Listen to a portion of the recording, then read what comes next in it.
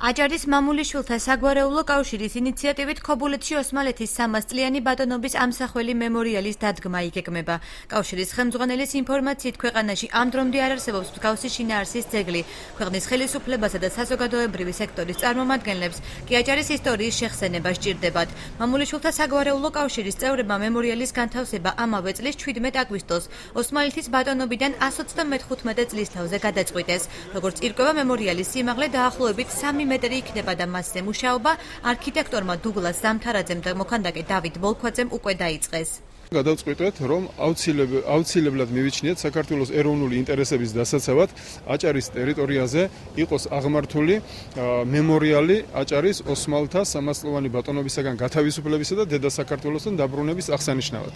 ამიტომ სიტყვა საქმეთ იქცა, უკვე შეიქმნა საინიციატივო ჯგუფი და შეძენილი იქნა ბუნებრივი გრანიტის ქვა და ესე იგი მიდის უკვე მუშაობა ამ მემორიალის სრულყოფაზე.